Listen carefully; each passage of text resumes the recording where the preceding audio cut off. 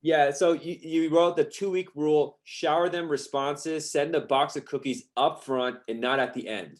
Right. So this was a tip from a speaker who said, he actually does. I don't know if he does personal injury. I can't remember what he does, but no, he doesn't do personal injury. He does bankruptcy, and he specializes in student loan debt.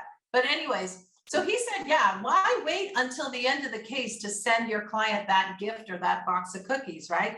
He sends it in the first 2 weeks of the case. So he feels like, oh, wow, they love me now, right? They're not going to complain about anything I do now. And then his partner lawyer, she commented how, yeah, the first couple of weeks are critical, right? So, and I try to do that in my firm as well. And we use a lot of automations to get this going. Like the minute somebody signs my contract and makes their deposit, I want to be on that case immediately. So we have an automation that they get, their welcome message, and they get a little bit of reading material. They get a little bit of a couple of links to, some systems that we're using. So they really feel like, wow, Nadine really cares about my case. I just signed up and she's already sending me information.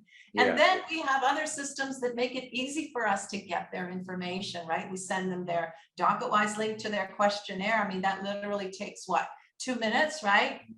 Quick, send them the link, send them their request to upload their documents. So everything is done quickly at the very beginning. So, you don't want to sit on that case and have it waiting. And then the last thing you want is the client to reach out to you, 4 days later. Oh, I signed up 4 days ago. Like, what do I do now, right? So I think we can use technology to automate some of these things, or to use tools that make our life easy and our staff's life easy to send out the information that you need to get back, right? To send out the web links that you need to get back from your client. When I read this, I was just beginning to think like maybe, because I just send a thank you email when it's done and say, here's a link for leaving a review and stuff. But I just like this month, I was like, maybe I should send them something as a congratulations. Then I read your thing. I'm like, you guys are already so ahead of me. I'm thinking whether I should even give them a gift. Now you guys are already at the beginning. You switching it up. So you know what I started doing? I actually use an app called Nice Job for reviews, which is really cool because it can help you, get your reviews by just reminding your client. But I don't wait until the very end of the case. I do it at certain milestones of their case. So for example, once we've sent out their entire package, let's say to USCIS, we've sent the client a link that they can upload their package. They're feeling really good now, right? They're happy. Wow, my case is filed. Like, before we get into the 9-month waiting period, right? They're happy now. So I send out a review asking for a review at that time period. And, why wait until the end, right? Now, I'm not sending out the cookies in the first 2 weeks, but still, that whole idea, I think, is a great concept. I got to think about that because I'm worried, like, and I'm lucky I've had cases go bad, but it's like if they think about reviews and the case go bad, they're gonna go make it bad. But I'm lucky I've never had that issue, but you never know.